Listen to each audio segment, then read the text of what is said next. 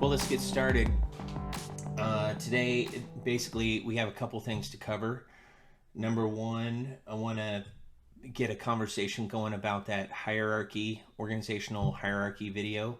Everyone left some good discussion points. And then I have two short videos that kind of explain what the rest of the chapter is talking about. So I want to watch those and discuss those as well. They're really short. But first, let's talk about the organizational hierarchy video. And if someone wants to volunteer to talk about that, I don't know if you guys, when you watched that YouTube video, if you looked at any of the comments, but there were some funny comments in there because of the guy's level of intensity. Like there were some comments asking whether or not he was on drugs when he did the talk, the TED talk, but I don't think he was on drugs. I think he was just very intense. So does anyone want to lead off with that? Talking about that hierarchy video, what you got from it? You can maybe glance over at what you submitted. Do you want me to give you a minute to be able to take a look at what you submitted real quick? How about that? How about I'm going to give you 2 minutes. It's 11:03. I'm going to give you till 11:05. Go ahead and mute your camera and your microphone and take a look at what you submitted in the discussion. Then we'll come back. So it wasn't a real, deep video that you had to think a lot about. So why don't we just get everyone to make a comment here? We'll start with Noah. What'd you get from the video? Every one of you had a good comment, but each one of you took a little different take on what he was talking about. So I'd like to hear from each one of you. So let's start with Noah. Noah, what'd you get from it? I got that the organization is more successful when everyone knows what their role is, rather than, like you said, having all captains and no sailors, because otherwise you're going to have people saying what direction you should go in, but you're not going to have anybody that is actually doing the jobs to get you there. So. Yeah, good. Abigail, what about you? You mentioned division of labor in your comments.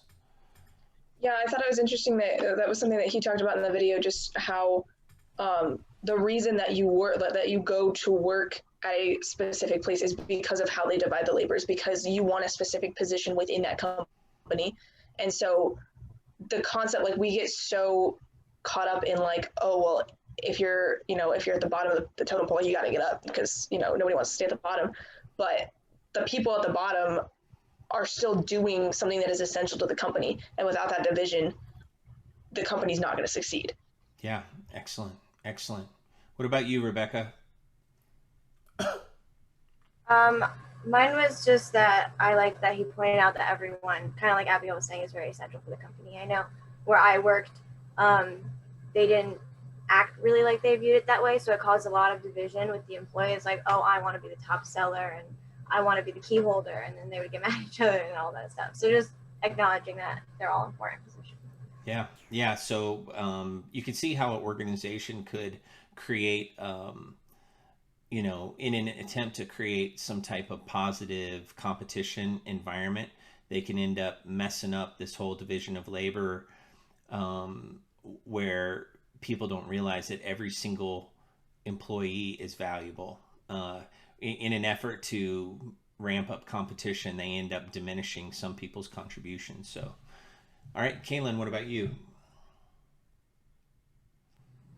I just like the fact that he pointed out that a good leader specifically reaches out to the people at the bottom. So if you're at the top, just specifically reaching out to the people at the bottom and asking their opinion and including them in decisions and stuff, instead of just making all the decisions and expecting them to be good with it. Because I feel like, especially if it affects them, then you need to hear everybody's point of view.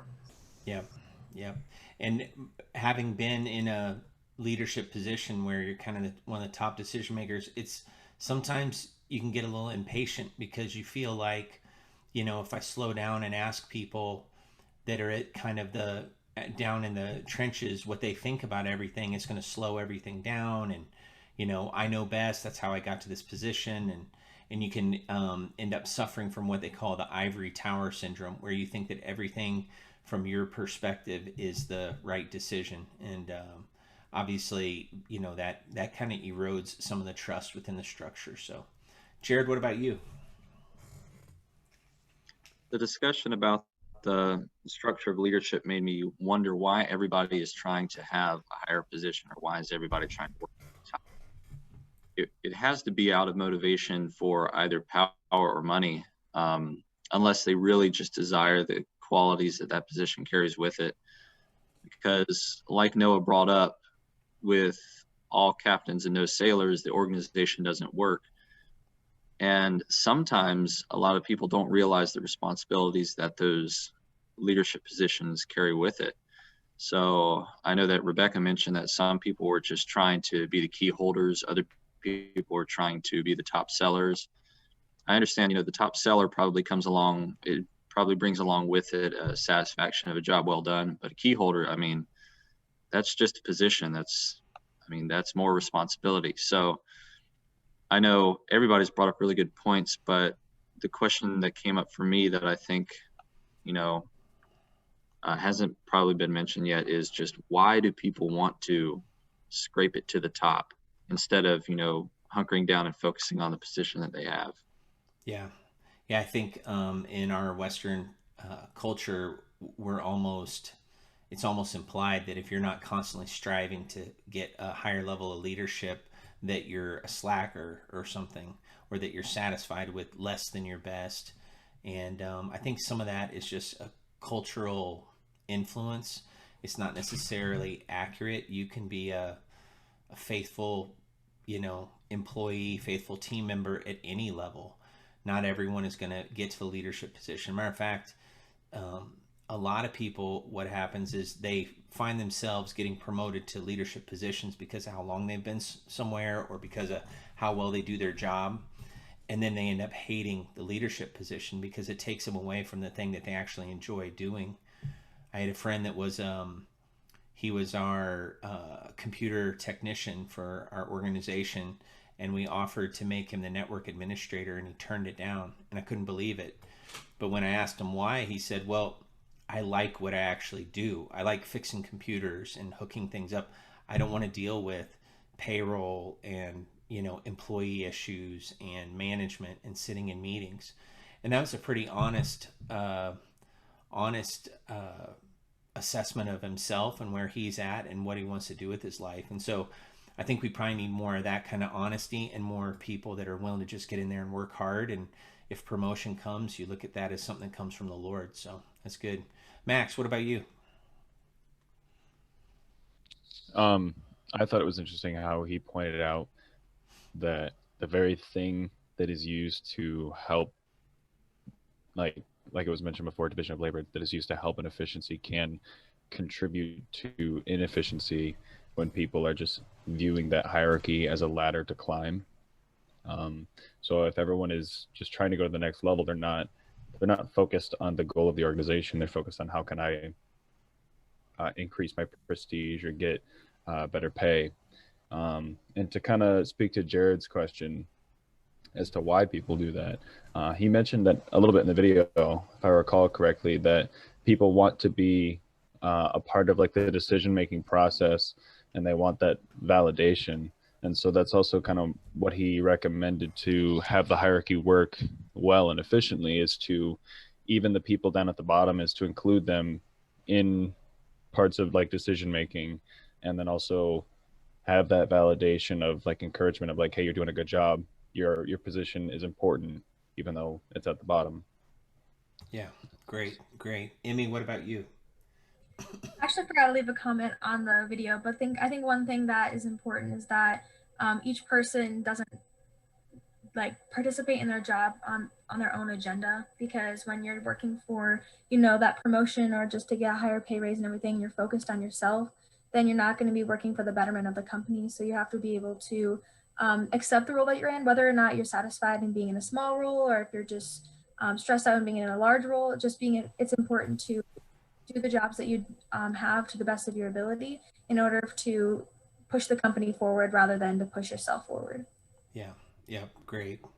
As Christians in the workplace, we recognize that God's sovereign hand directs us into certain roles, and sometimes we are put in a place that we could have never expected, right? So you look at all the biblical examples of the times that God had someone step up outside of their what would have been maybe their natural inclination. You know, Joseph, Nehemiah, Moses, Joshua, they had to step up and lead and take on these great levels of responsibility that maybe they wouldn't have asked for. Some of them even ran away from it, like Gideon and some of the other judges. So you can see biblical examples of how, you know, you do have to trust that the Lord is going to direct your steps, right? And Proverbs says that promotion comes from the Lord. So we have to work as hard as we can, but when it comes right down to it, we do have to, instead of scraping for the top, is what Jared said, we should be just trusting that the Lord's going to put us in the position he wants us in. Some of us, we're just wired in a way where we like to, as a role, organize other people, and that tends to put us in leadership positions.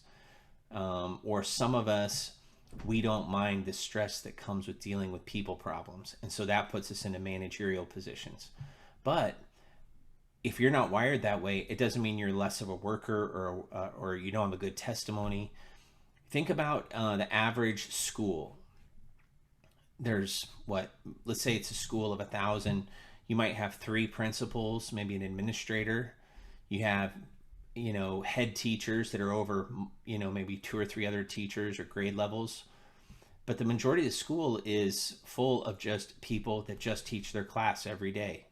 And some of those teachers teach that class for 25 years, never leading other teachers. They never become like the head of another teacher. They just do their role. And that's a very validating calling. And so I think we have to recognize that. Some of you that play sports, you might be able to identify with this, but so I've had a couple friends over the years that were professional athletes. I've known at least 3 or 4 professional soccer players, for example. And so in Guam, we had a national soccer program, which competes at the World Cup level. They're way, way down on the list, like way down.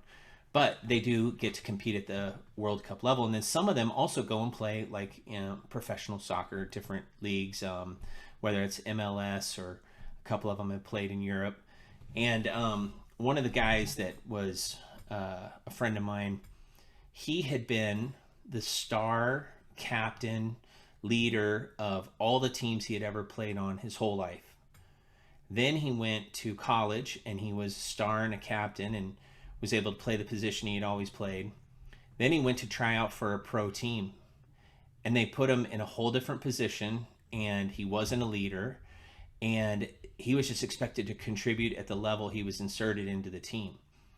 Well, that's a real blow to your ego when you've always been the star, you've always been the leader, you've always been, you know, looked to as the answer guy, and now you're just one of 25 people that no one knows. You're not even playing the position that you're used to, and you're expected to contribute. And what he relayed to me was that although it was really hard, it was either adapt or not play the game he loved anymore. So he adapted. So he changed position and he contributed at the level he was supposed to contribute, and he had to be satisfied not being the captain, and, you know, all those things. And so when we go into our workplaces, whether it's a ministry place, a volunteer ministry, whether it's your job, you just have to get plugged in where God puts you and put your whole heart into it, and then just see where it goes from there. Always looking for opportunities. If you have a desire for higher levels of leadership, there's nothing wrong with pursuing that. But you do have to remember also that your motivation for leading should be to help more people. So if your motivation for leading is anything other than helping more people, you're probably misguided on your motivation. So I read a book about that a couple months ago. It really helped hit that message home. So excellent. Any final comments on this topic?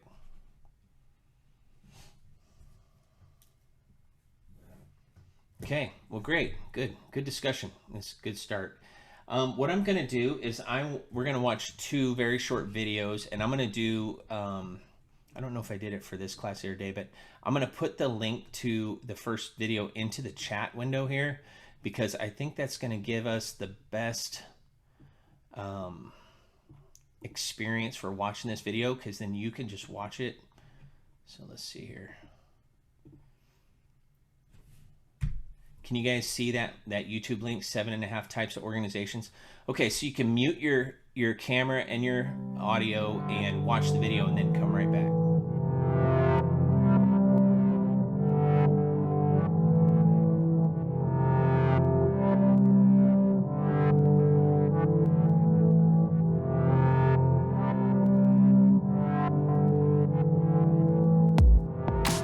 All right, so if I was to say organizational chart, many of you might have had a mental picture of one of those images, but I want to just talk through those real quick. So the chapter talks about these a little bit, but instead of going through the slideshow that's attached to the chapter, since you guys are already working through a lot of that, I just want to talk about these ones that they mentioned. So the first one they mentioned in that video was the functional org chart, where it literally shows the different departments, and it's kind of a picture of the different departments within an organization. So we talked a little bit about this on Wednesday, where you have the department that's the president, and then you have the financial department, and then you have the academic department, and then you have the operational department, and then underneath that you have different sub departments that each report. And so that's probably the most common when you say you're talking about organizational structure, or someone's asking to see an organizational chart. It's basically a visual representation of how the company is broken down. Second one, the product or geographical organizational chart or organizational structure shows how a company is broken down by, let's say that it's a auto manufacturer. Toyota also owns Lexus. So it's really two companies in one. And then you have Lexus America and you have Lexus Europe. And so you have kind of two other companies there. And so it just shows how it's broken down based on geography or product. The third one, hierarchical. That's the one that we probably usually think of when it's just who reports to who. So now let me pause for a second. Anytime you work somewhere, you could have a number of these different types of charts depending on what question you're asking. If you say, hey, I'd like to see the organizational chart, the boss might say, well, which one do you want to see? Oh, I want to see the hierarchical one because I want to see who reports to who. So I want to see who my boss is, and I want to see who my boss's boss is, and I want to see who my boss's boss's boss is. And so that's the hierarchical one. But if you said, I'd like to see how my department relates to other departments, well, then they're going to maybe show you the functional org chart. So just because you're one company doesn't mean you only have one type of chart. These charts represent different aspects of the business. Now, some businesses are simple and they don't need all these different ones. You can kind of cram it all into one or two types of charts. But the more complex the organization, probably the different looks they're going to be for this. So, but the hierarchical, the main phrase that you'll hear when people talk about hierarchy is called chain of command. Someone give me a layman's definition of what does it mean when someone says chain of command? Who reports to who and in what order? Yep, exactly. It's links in a chain, right?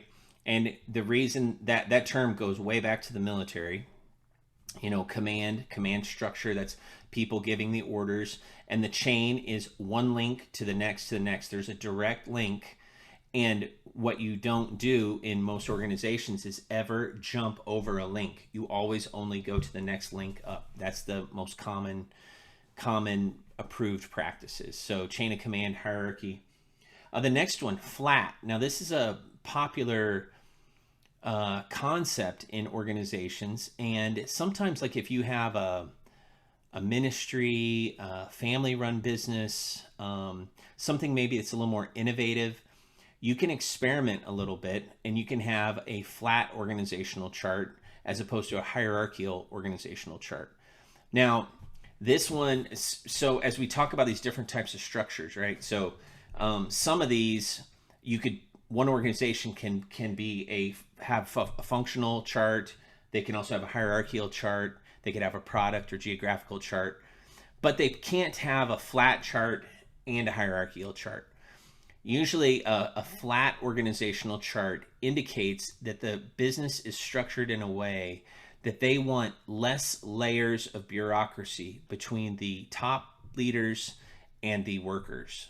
So, for example, let's say that you started a family business and you had, you know, 20 family members working for you, family and close friends, and you wanted them to be able to come to you anytime with any question because it's your business, you started it, you know the most about it. So you might not have a really multiple layer, like 5 layers of leaders between yourself and those workers, because you have this strong relationship with them. You might say, hey, everyone in this room can come to me anytime. And that's more flat. Basically, it's not so much a pyramid. It's definitely, there's less layers between the workers and the leaders. So that's what they mean by that. Holacracy. Oh, go ahead. I've got a question about that. Yeah. For the flat one, I'm just thinking back to one of the classes we had last semester, talking about like how teams function, and we talked about kind of the limit of how many people you can effectively manage. Yep. Does that flat structure, does that run into any issues? Especially It does actually. If you have like 10 managers that you're trying to manage. Yeah, it's scientifically proven that the average leader cannot manage more than 4 or 5 people effectively. So basically, to have a flat model, and this is just kind of talking in theory, right? But to have a flat model, you have to compromise something else. So an organization that chooses to have more of a flat structure is going to compromise on maybe that precise, focused leadership that the top leader has with their managers, because you're only one person, you only have so many hours in the day, and if you have 20 people coming to you, you can only give them each 30 minutes, whereas if you had 5 people coming to you, you could give them each 2 hours, right? So you're going to compromise something. Now, it's a trade-off. In that type of organization, they choose to do that because they'd rather have the relational aspect between the leaders and the managers. So, and granted, there is no such thing as a perfect organization. There's no perfectly run. You guys might experience this in the churches that you've grown up in. So have you ever noticed that when a church gets to about 100 people, the pastor starts getting really stretched thin if he doesn't have an assistant pastor that can help him deal with people stuff, or deal with the facilities, or recruiting Sunday school teachers, or taking over children's ministry. So when someone plants a church and they're doing it all by themselves, it's just them and their family, at first things are going really great, but then it just gets to be such a heavy load, and it's a real hard transition to bring in another leader, right? And then church goes to 200, 300, 400. Well, now you got to have a whole group of leaders. And so you lose some of the control by bringing in more leaders, but you're going to more effectively manage the church. So yeah, Max is a good point there. The flat model sounds great because of the relational side, especially to Christians. Plus, so I went to work somewhere one time, and basically the way the organization was structured, they did not want to elevate a new person joining the team over someone that had been there a long time, even though the new person had more experience. They wanted these people to be peers. So what they did is they created more of a flat model of leadership. So you had the one main boss, and then you had a circle around them of about half a dozen leaders that were all peers. Now, that kept people from getting their feelings hurt when new people joined the team. The downside was everyone had an equal vote, and sometimes it was hard to get stuff done. So again, no perfect model, but the flat model is very popular, and if managed right, can be effective. Holacracy, I don't really have a lot of background with that, where they kind of have these little pockets around work. I think that would relate to like really large companies, and so I'm not as experienced with that, so I'm not going to talk about that too much.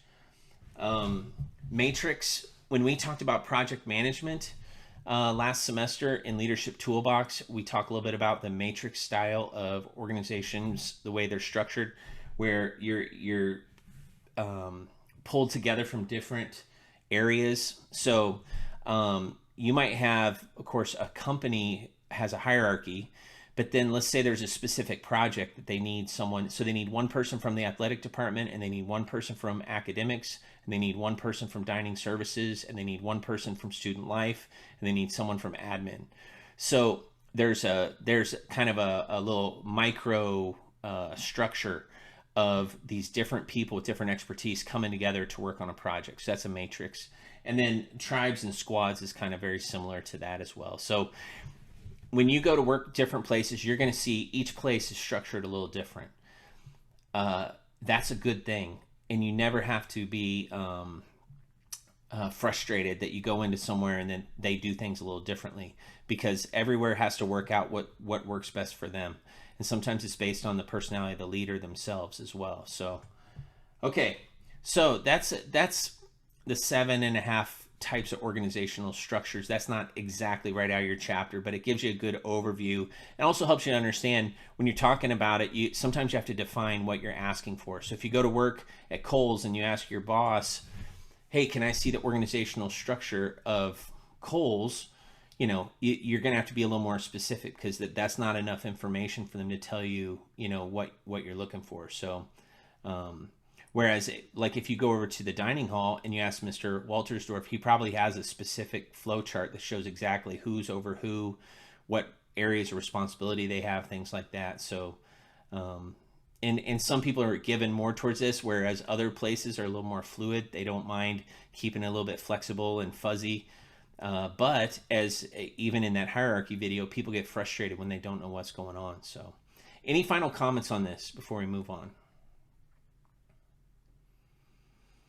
All right. Okay. I'm going to drop one more link in the chat for you here.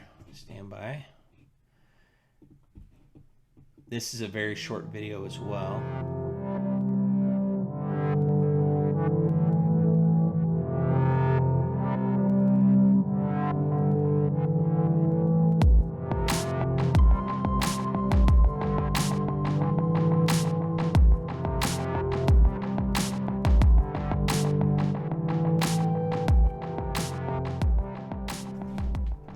Promise, that was very short, but I think it's very interesting. One of the most successful companies on the planet, how they organize, or how they organized, at least while Steve Jobs was there. So let's talk about that a little bit.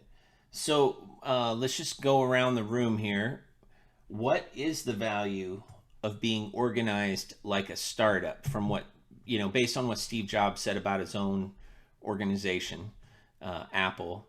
He said they're organized like a startup. What would you see being either a value or a potential problem, maybe after Steve Jobs passing? But Jared, we'll start with you. What would be a value or a problem with being organized as a startup like that? Well, one of the values he spoke of being there's no micromanagement going on, because ideally, everybody's trusting everybody who's in a position of leadership actually deliver on the things that they are in charge of. So with the startup type mindset, you have, Steve had all the leaders over specific parts of the company meeting together for 3 hours every week just to talk about what they were working on all together. And so there's communication and what he said, collaboration at the top, which trickles down into the bottom. So probably the best quality that I see from that is the elimination of micromanagement, which can be a temptation very easily once you have managers all over the place. Yeah. All right. Abigail, what about you? What do you think would be either a strength or maybe a potential issue could come up from being organized like that? I think one of the potential weaknesses could be the more freedom you give people, the more chance they have to abuse that freedom. And so you do definitely have to find a balance, because like what Jared was saying, you don't want to micromanage, but at the same time, you don't want to get, like, that trust has to be built and earned. You can't just give people a bunch of freedom and say, do this, like, and you have free reign. And then, like, I think the opposite of micromanaging can also be a possibility. I don't know what that would be called. or you're not managing at all, and you're not like there's no accountability, and so people are doing whatever they want, and it ends up being detrimental. Yeah. Yeah. Good. Good. Rebecca, what about you? I don't know if this is gonna make sense or if it's like even has anything to do with You it, don't have to make a disclaimer like that. It always makes sense. Just say it with confidence. That's what I do.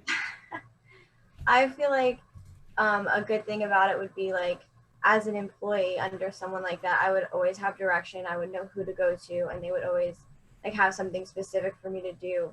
Because I know at Kohl's sometimes like you can't find the manager, and it's like you get there and you're like, all right, now what? So I feel like if you know the specific person and like the specific job you have, like I don't know, that even makes sense. Yeah, it makes sense. It sounds like it makes it more efficient because when you work at a big department store, it's probably not that hard to blend in and kind of disappear. Like if you don't have someone telling you what to do, you could kind of get away with being a little less efficient with your work. So yeah, Kaylin, what about you?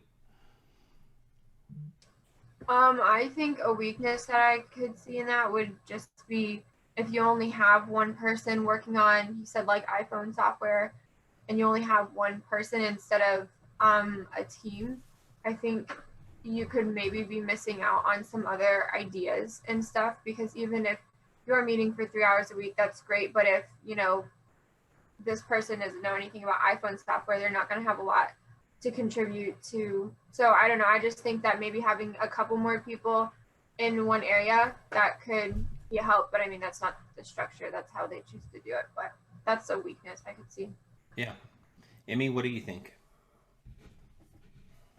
I think it kind of keeps it's positive in the way it keeps like trust within the company, because I think people work better and they work more efficiently when they feel trusted instead of like, okay, well, if I make this decision, is it going to be second guessed? So I think it really helps with trust as long as the trust is gained and it's deserved at the same time. Good. Noah, what do you think?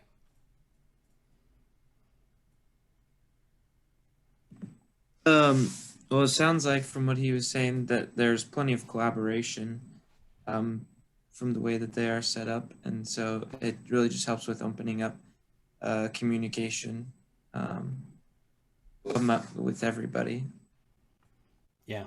And Max, what about you? I would say, building off of what Noah said, it fosters a lot of collaboration, especially at the top. But not only that, I think it also models how everyone else in the team, like everyone else in the company, should function with each other. So it starts at the top and they're leading by example as opposed to just telling from the top how to do something. Yeah. Yeah. Good. Well, you know, far be it from me to be too critical of Apple and Steve Jobs. Obviously, um, whatever magic they created early on has propelled them to be one of the most successful companies on the planet year after year. So some of this is a result of team culture. So you could have an organization that's just as successful as Apple that does it totally different, and that's okay. I think that you have to recognize anytime you have a system in place. So the system is the structure we're talking about here. Anytime you have a system in place, at its best, it's going to be really helpful and it's going to foster all the positive things that you guys mentioned. But every system has potential flaws, and you have to recognize those, and you have to specifically work to make sure that those flaws never contaminate the value of the system. So, and then you have to be agile enough in an organization to make changes along the way as the organization changes. So, the way that a small startup company with, you know, a dozen employees functions will naturally have to change some way if it has 1,200 employees, you know, 10 years later. So they might be able to keep some of the philosophical aspects of the structure, but the actual way they function does have to change over time. And you have to be agile enough and wise enough to make those changes along the way. So something that you guys might experience in your future work opportunities are you're going to intersect organizations at different stages of their life cycle. So you might go to work for a Christian camp that's been around for 50 years, but it's going through massive leadership changes, right? And so a new leader is trying to change it from a different way of doing it that the previous leader led to a new way. Or they might be trying to change the structure, or they might be trying to expand the ministry. You might go to work for a company that, you know, before you got there, it was just a smaller, you know, very simple organization, but you're getting there in the midst of a big, they're hiring because they're expanding, and there's going to be new challenges and stuff like that. So the reason why this is important conversation is you might not go in and be in charge of helping create that structure, but you're going to intersect somewhere in the structure, and you got to try to, as quickly as possible, figure out where do you fit, what's your function, and how can you make it better, right? That's your part. It's not necessarily your part to go in and change everything, unless you're one of those people that's just brought in to help solve a giant problem with the structure. Most likely you're going to just join an organization, you're going to fit in somewhere, and you got to kind of earn the respect and the opportunity to kind of work your way up. But knowing that this is how organizations work, it should take some of the fear out of it for you. So don't worry about, you go to work somewhere, you know, you graduate college and you're like, okay, I'm ready to go get my actual career job, whatever that's going to be. You don't have to feel bad if the organization's imperfect or they haven't got this all figured out.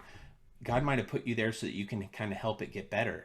So you got to find out where you fit, figure out, you know, what is clear, the things that aren't clear, don't get discouraged, and you just kind of get in there and give it your whole heart. So any final comments on this? I've seen people get frustrated where they came from a place where they just really loved the way the organization was structured, and now they take a new job and it's done totally different, and it's really it can be really unsettling. But I think what you have to do is just give it a little bit of time.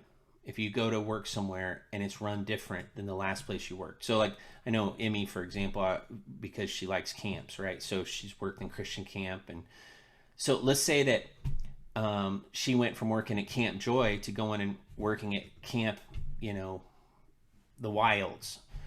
Totally different kind of camp, totally different kind of organizational structure. They do a lot of the same things camp-wise, but if she was to go from one camp to another, the transition would be hard because she's got a relationship with the previous camp and the way they did things, that's the way she was trained, and now she goes to a new organization and they do things totally different.